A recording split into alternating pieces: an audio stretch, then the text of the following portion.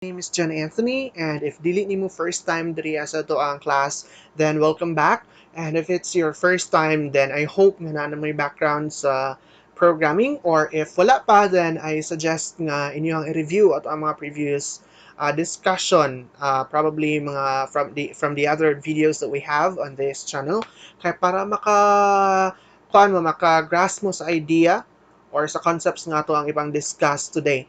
Usually, previous nga mga topic nga itong gipang discuss kay katong mga introductory concepts or terminologies sa programming, and then unsa-unsad pag-set up sa environment sa inyong Java program, especially sa pag-install sa inyong Java Development Kit kay para ma-access nato ang Java Virtual Machine, which is very much needed kay para maka-code, maka-debug, and maka-execute sa ato ang Java program, and at the same time unsahon pag-set up sa inyong integrated development environment, which is the editor kung asa ta mag-code sa ato ang program, di ba? Daghan kay classes sa IDE sa Java nga pwede na ito magamit. We have NetBeans, we have JCreator, pero for the sake of demonstration, ako ang gamiton sa ato ang discussion, of course, is ang Eclipse na IDE because mo na ang pinaka-familiar sa kuha. So, I hope na na-install na ninyo inyong Eclipse IDE kay para while listening to our discussion, you are following through with your own dra sa imong computer, naga-code po ka, di ba? Alright, so for this discussion, we will be discussing some introductory concepts sa Java programming. That means mag-code ta sa itong pinakauna nga programming output sa Java. So, ang pinaka-basic example, of course, is the Hello World nga program. So, ato na siyang i-try og code, and at the same time, ato ang ipang-explain ang mga anatomical parts sa ato ang first Java program. Okay, but before that, ako lang sang i-introduce ang environment sa Eclipse. So, as you can see sa inyong screen, this is the Eclipse environment. Right? So, the first thing, of course, kay mong buhaton is to create a project. If mag-code ng good program, especially if you have an IDE, ginagroup na to ato ang mga files into a project kay para dili siya magkasagol-sagol. So, the first thing that we will do right now is to create a project. So, makita man niyo sa inyong kilid ra, di ba? Sa inyong left side, you have the create a Java project. Usually mo na itong gina-click, but just to show you the step-by-step process, mas better na diri ninyo i-access a file, and then new Java project. Okay, so you have to provide a name for your project, of course. Mas better nga ang name nga inyong i-provide is something nga naga-signify or naga-describe sa inyong purpose ani niya nga project. Okay, so for example, for demonstration lang man ni. So ako ang pangalan ng demo project. Okay, so you don't have to change any of the configurations na makita ninyo sa inyong screen. You just have to make sure nga ang inyong JRE kay ang pinaka-latest, of course. For example, I have the Java SE 15. So, if dili pa kayo ninyo familiar ng Java SE, kindly check the other videos nga ito ang gi-discuss previously because we discuss about Java SE, kung unsa na si Java Virtual Machine, so on and so forth. Okay? And after that, you'll have to click next. Alright, so as you can see, naghatag siya og marag overview kung unsa ang makita ninyo sa inyong project. So you have the project, and pag i-click ninyo ang drop-down na arrow, you'll see the folder na SRC, which means source. So it contains all the files ninyo. Okay, so maong gitawag siya as source because source file, something like that. Click finish, and then for now, dili lang sa tama create module, let's just click don't create. Okay, so if you're done, nasa pinaka left side makalista inyong project sa inyong package explorer. Okay, so click na to ang drop down, so you will see now the SRC na folder. Okay, so sa Java, naka-hierarchical lang yung setup, meaning na ay ginasunod ng hierarchy, diba? So if you have a project, after ang next nga hierarchy is the group of packages. Because in Java man good, it's a collection of different packages. And inside sa mga kada package, you'll have a collection of classes. And inside sa inyong classes, you'll have a collection of you'll have a collection of objects, methods, and other codes in your program. Okay? So let's create muna a package because that's the next thing that we'll have to do. Click lang ninyo, right click, and then new package. Same pa rin, no? We'll have to provide a name na wala space. For example, let's name it package 1. And magdugang pa ta for the sake of demonstration. Magdugan ta og ikaduha. So let's name it package 2. Alright, so mag-focus lang sa kay package 1 kay demonstration lang man tong package 2. Okay, so like I've said, in each of the package, you'll have a collection of different classes. So magbuhat ta og class next. Mo na tong next nga buhaton, of course. So let's create a class. Nganong na ay cluster? Well, kung inyong na-remember ang atong discussion sa object-oriented programming, Java is an OOP na programming language, and OOP is a collection of classes and objects, di ba?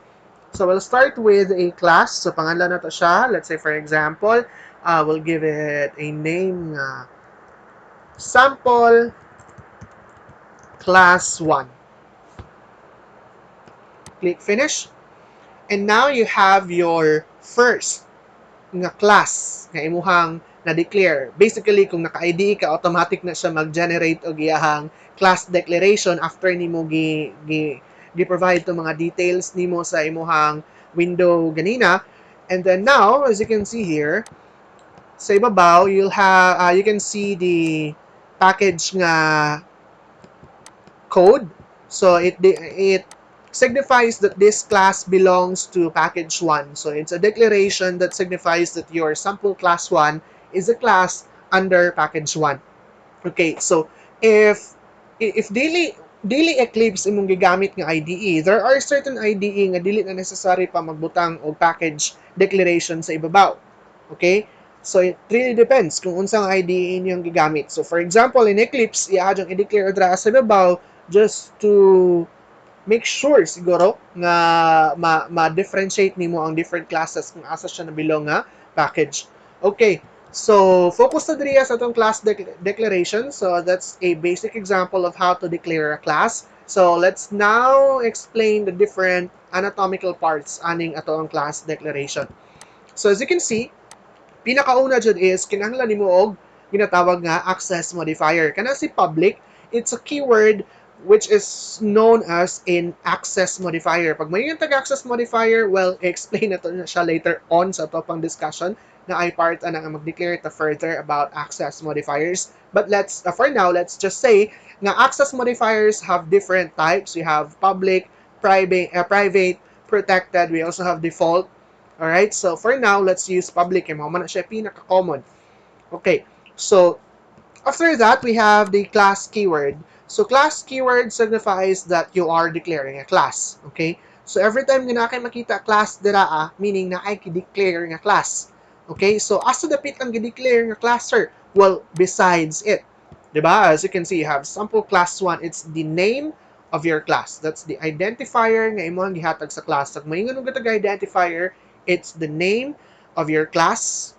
It could be a name of your variable. It could be a name of your method or an object. Basta pang yung tag-identifier, it's a name. Okay, so for example, diri nag-declare it a class, so we'll have to give it a name. So we name it as sample class 1. That's the identifier. That's the name. So right now, we are declaring a class known as sample class 1. Okay, so unsay next, sir, if gusto ta mag-output og hello world nga program? Well, the next thing you have to do is to write a main method. So unsa man na siya si main method? Main method is a method that it's the starting point. It's basically the starting point of your Java program execution. So every time mag-execute kang Java program, mag-start na siya always kay main method. So asa man na nimo isulat si main method? Outside ba kay class or inside sa class? Well, the answer is inside sa class. Okay? Dapat jud tanan ninyo mga code dapat within siya sa isa ka certain class. Dili ka pwede magsulat og code outside sa class because mura na siya kanang illegitimate son, di ba? Wala siya kanang sense of belongingness. So meaning every time na mag-declare kag method, the method should be a member of a certain class, right? So let's write public static void main.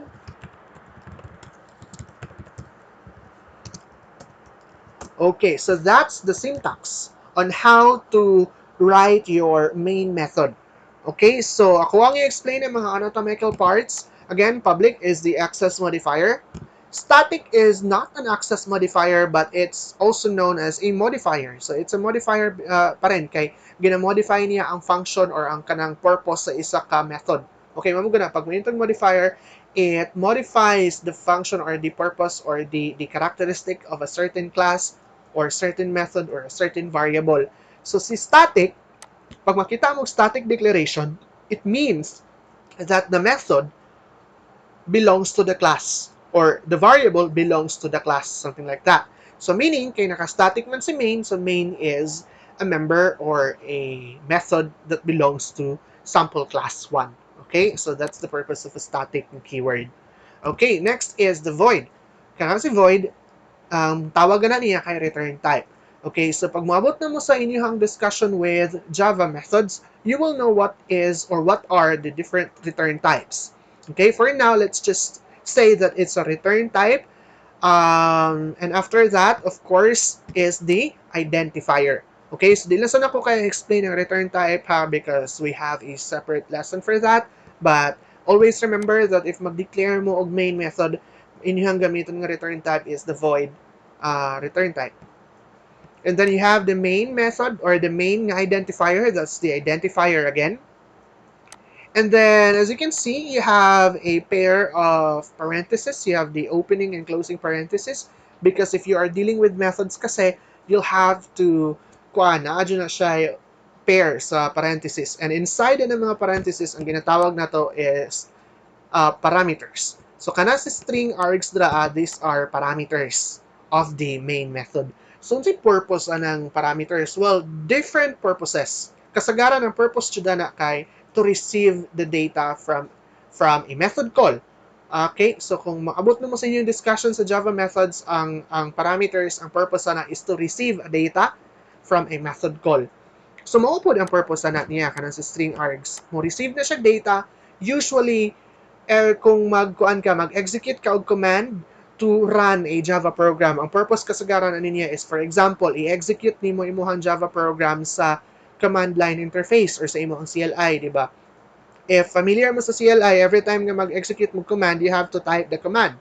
I-type ninyo ang command, and usually ang mga command kay alphanumeric, di ba? So it's a string. Kung after nimo mag-type og command, pag-enter nimo, of course, ang mo-receive ana kay kaning parameter nga string args ug before mo na iyahang marag signal nga mag-execute siya sa main method sa imuhang Java program. Okay? So, those are the parts of your main method. And nakalimutan na ako, no? If mag-declare ka o class, you'll have to have a pair of open and closing brace. So as you can see, you have the opening brace and the closing brace. And then opening brace sad and then the closing brace for method. So dapat kung magbuhat ka og kanang class na ay braces and pag magbuhat pug ka og kanang method na po siya braces. Ang purpose na niya is to basically signify or declare the range kung asa lang siya kutob, marag iyang scope niya. Alright? So let's now output the data nga hello world. So ang next atong buhaton of course is ato nang i-display ang hello world nga data. So how do you do that? Well, there are different ways, pero ang pinaka-basic na example is the kana ganing console console method kanang ato lang siya i-output sa terminal or sa console. So ang syntax ana is the system.out .println. So println is a method na ginagamit nato to print an output sa CLI or sa terminal or sa console. And then, ang parameters na to, of course, katong ato ang gusto i-output. So, for example, let's have hello world.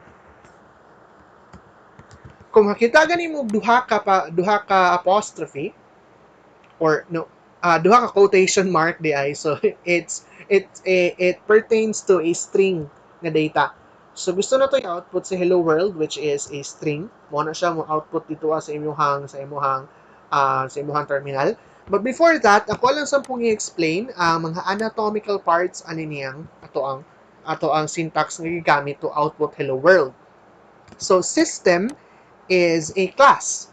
Okay, so Java man good, we have what we call predefined classes or predefined methods, predefined objects. Pag mayroon tag predefined, gani, meaning, nag-exist na siya daan sa library ni Java. Meaning, gibuhat na siya daan kay para pwede siya gamiton sa mga programmers sa Java. And one of those predefined classes is the system class. Okay? Ang system class, daghan na siya og purpose, but usually it's used to output, input, or to show error message to the user. Okay? Kasagaran ginagamit siya para mag-output, mag-input, or mag-show og error message kay user. And one of those functionality is, like I've mentioned, mag-output. Pwede gamiton sa system class para mag-output. But for you to be able to output a data using the system class, you have to access or extend a subclass known as the print stream. Okay? So meaning, si system nga class, under it, naka siya subclass nga ang tawag is print stream class. Kato si print stream class mo, o dito siya ang pwede niyo gamiton to output a data because print stream, it contains different methods para mag-output og data. Okay? So, system class is for input, output, or mag-show og error message. So, for example, gusto ka mag-output, you'll have to extend a subclass known as the print stream class. Okay? So, si print stream, kung imo siyang i-create into an object, for example, imo siyang i-extend into an object, so it becomes it becomes out. So meaning kanang out dra, it's the object name for the print stream nga class nga gi-extend into an object. So meaning kana si out, it's a property of a system class and at the same time an object of print stream class. So it's a property of system class and an object or an instance of print stream class. Okay? So I know nga medyo confusing pa kayo na siya, no? But later on, kung mo abot na mo sa inyong object-oriented programming nga discussion, you will know or you will understand kung unsa na si class, unsa na si subclass, unsa na pag-create of object, unsaon pag-access sa mga methods, all of those things. Mahibalan na po na ninyo siya later on. But for now, you just have to remind yourself that system is a class used for inputting, outputting, or even showing error message. And under it, na ay print stream class, nga to ang gi-extend, gitawag na tog out. And then, after that, ma-access na karon si println nga method. So, si println di, it's a method under kay printstream nga class, ug si printstream is a subclass of system class. Alright, so I know, confusing pa kayo, but just bear with it. Makasabot ka na kadugayan. And then we have, of course, the parameters mo nang ato ang gusto i-output. Alright, so ato lang i-execute ng ato ang first Java program. Okay, so to execute a Java program, naadra ka na playing a button, i-click lang na ninyo. And then as you can see, na ining appear nga console. Usually sa ubos na siya nagagawas, pero sa kuha na, butang na ko siya sa ibabaw. Pero, as you can see, you have the output na hello world. Okay? So, if you want to add more, there is another method para mag-output of data. But instead of println, atong gamitin isang print. So, let's say, for example, hello, my name is.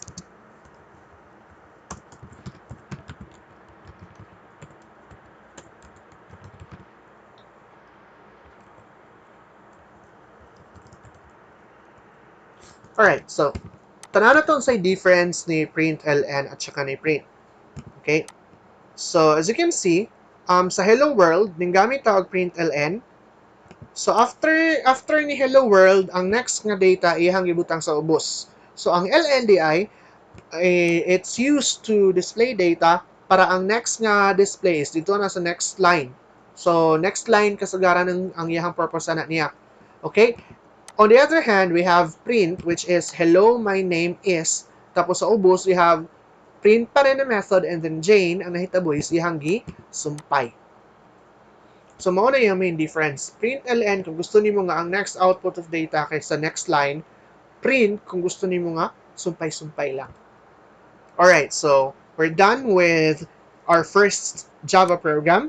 So, I hope nga nasaltan siya gamay or at least man lang ang iyang concept kay para later on dili na mo maglisod. But anyway, that's a given naman but kung beginners pa but later on makasabot ra mo kadugayan. Okay. So I've talked about identifiers a couple of times a while ago. So pag may yung identifiers, again, it's the name nga to ang ginahatag sa ato ang class. As you can see, ang name sad nga tong ginahatag sa ato ang method, and also the names that we give to our variables, and even sa ato mga constructs, sa ato mga objects. Mo na sila kasagaran atong ginatagaan og name. Okay? So, ang Java na siya gina-follow ng certain rule on how to give proper names sa ato ang mga identifiers. Ang number one dira, of course, is that magsugod jud dapat siya always kay English alphabet nga letters. English alphabet characters dapat. It could be an uppercase or lowercase, it doesn't matter. Basta English alphabet magsugod ang inyong identifier. Or, pwede po siya magsugod kay $sign, pwede po siya magsugod kay underscore. Kana lang duha ka karakter ang acceptable kay identifiers. $sign or underscore. Ang uban nga mga characters dili siya pwede. Okay? Another one, bawal ang space. Okay? Bawal ang space. Meaning, kung gusto nimo butangan siya space kay dikit kayo yung, for example, may ka ng sample class, instead na butangan siya space, you can do so with an underscore instead. Pwede. Okay? Pwede po ka mubutang o let's say for example, imuha siyang kana ganing camel, I'm not sure kung saan tama nga term, pero mura siya o camel casing. Diba? As you can see, pwede siya padakon ninyo ang next nga word kay para makita or ma-highlight nga two words na siya. Just remember nga bawal ang space. Another one is after sa first nga character, you can have a combination of alphanumeric nga mga characters. So meaning pwede siya alphabets, pwede po siya numbers, or pwede sa $sign, or pwede sa underscore, basta walay laing symbol ang pwede gamiton. Dollar lang jud or underscore symbols. Okay?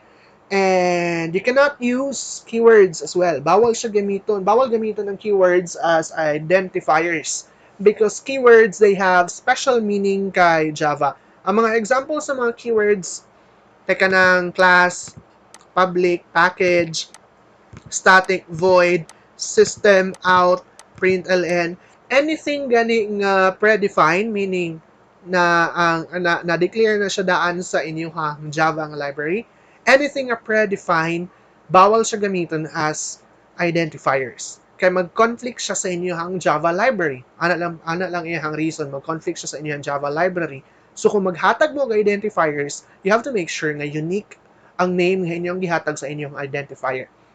Kamo mismo ang nag-construct, and please make sure sad nga na-sense ang name nga inyong ihatag sa inyong identifiers.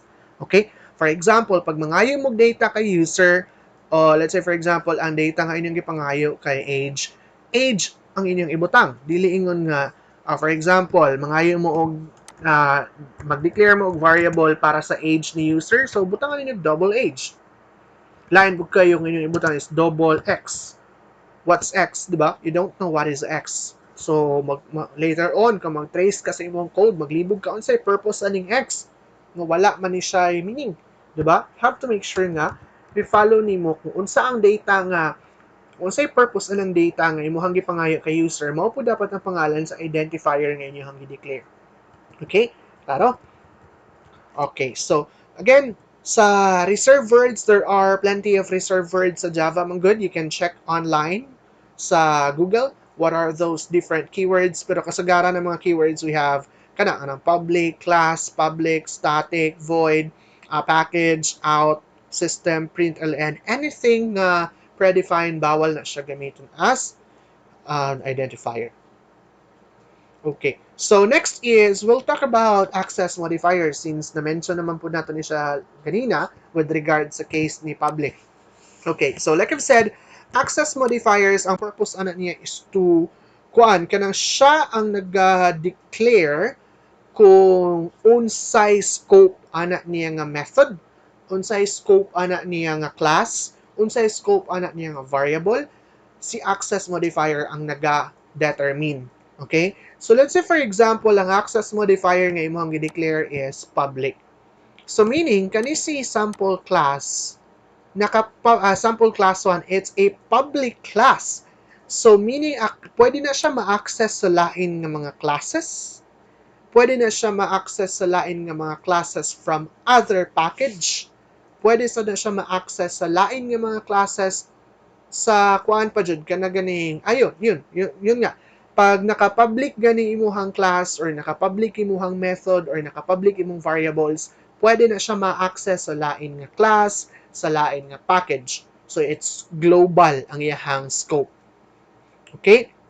On the other hand, kung private imuhang gamiton, we also have private nga data nga access modifier.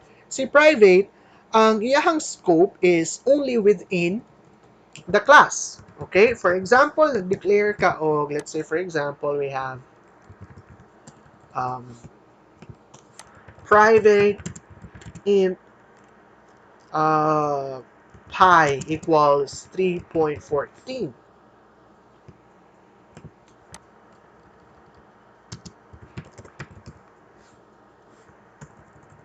Wait.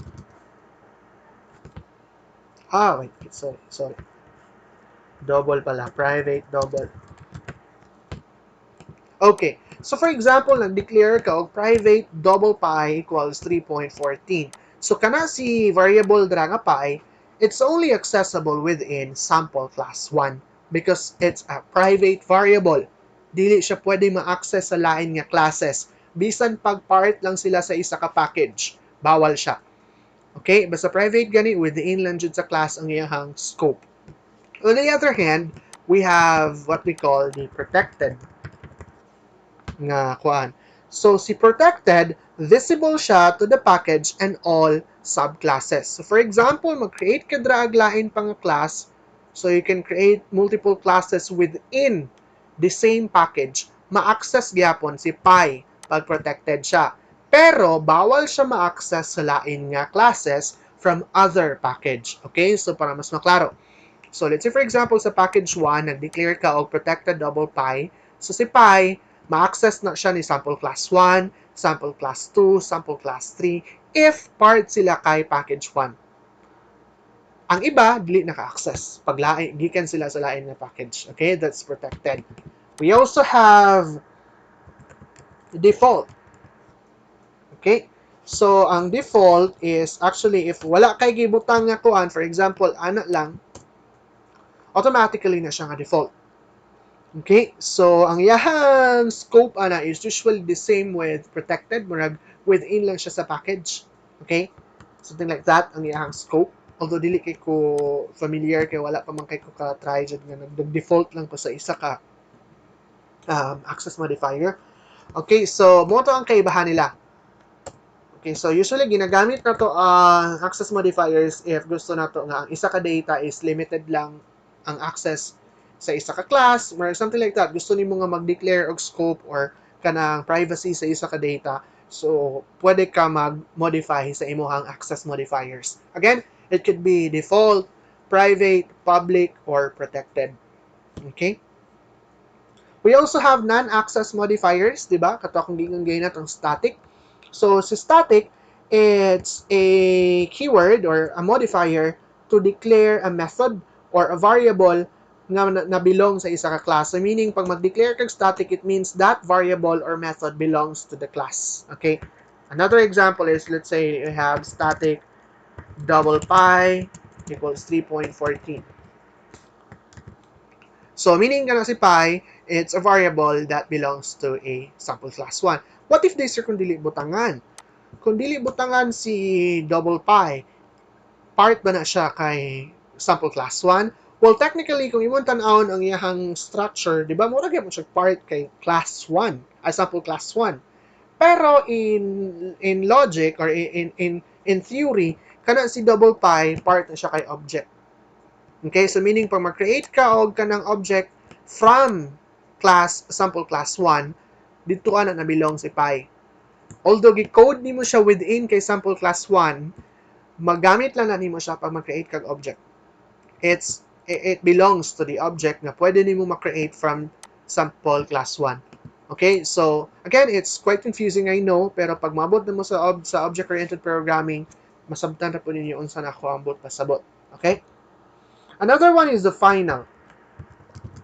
So another non-access modifier is the final nga keyword. Ang final is usually ginagamit to declare a variable or a method nga kuha na siya kanang constant.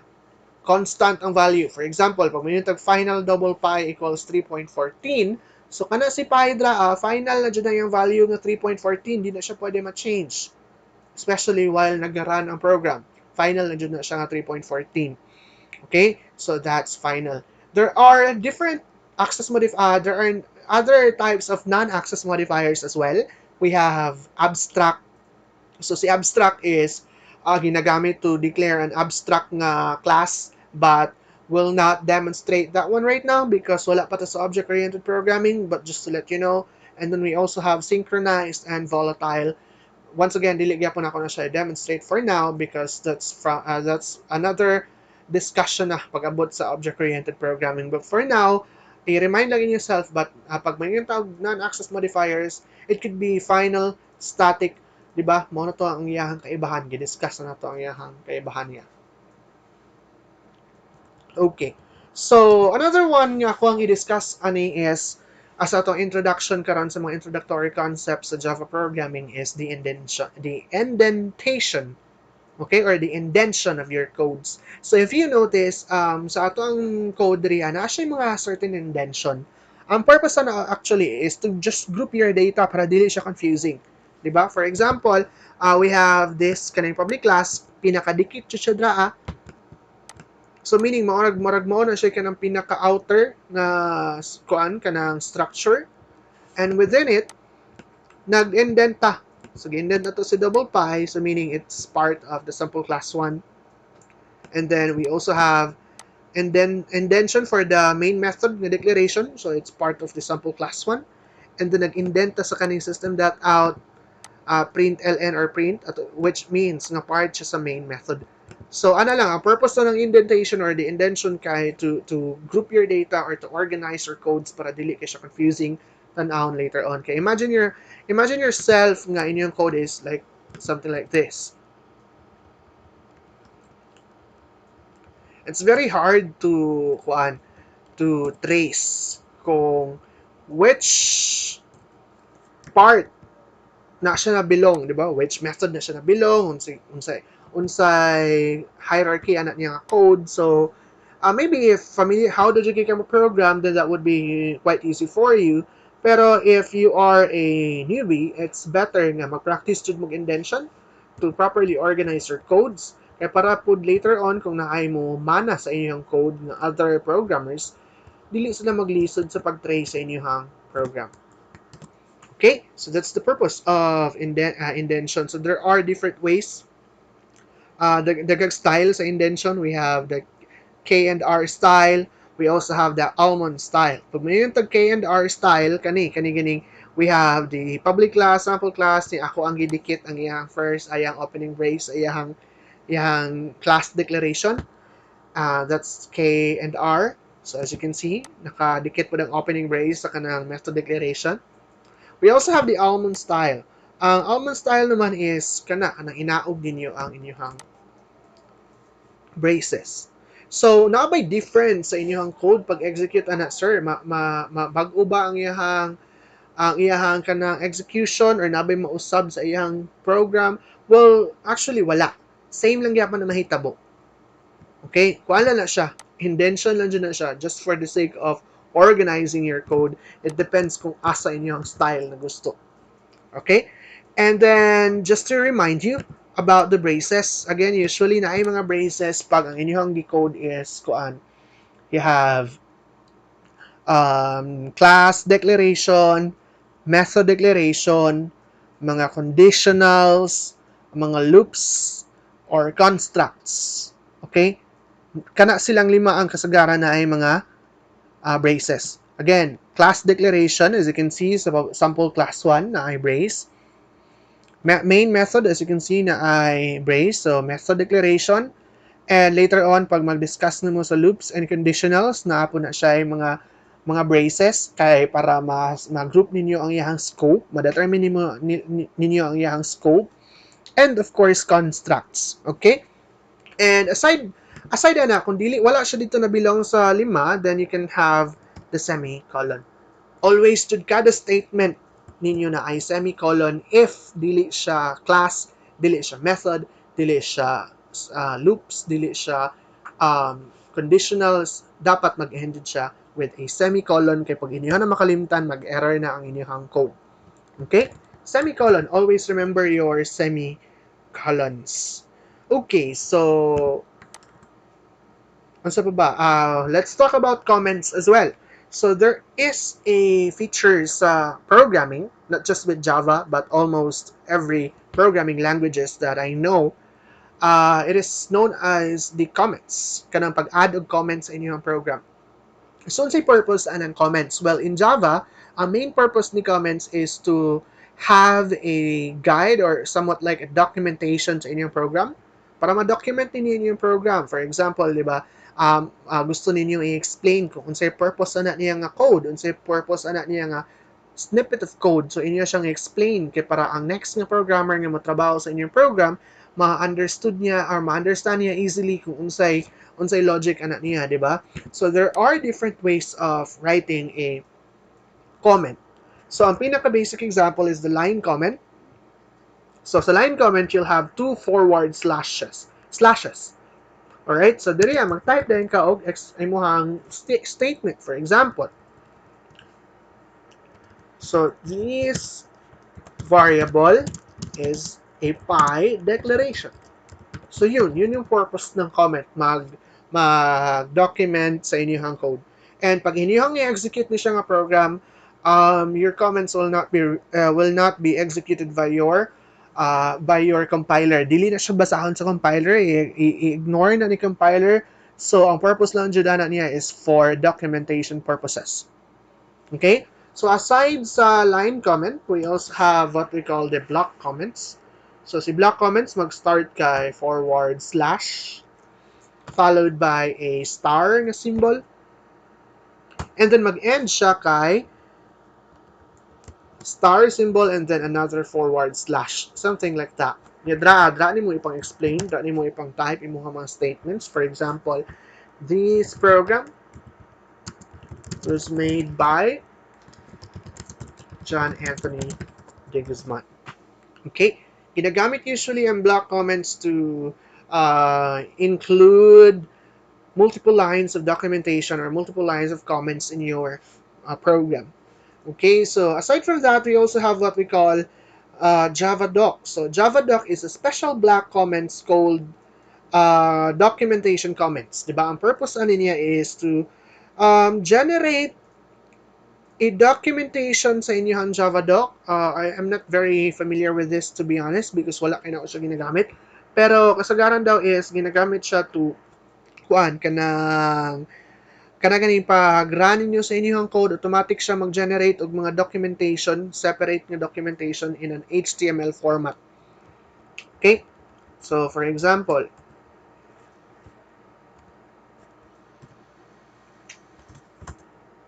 okay, that's an example of a Java doc.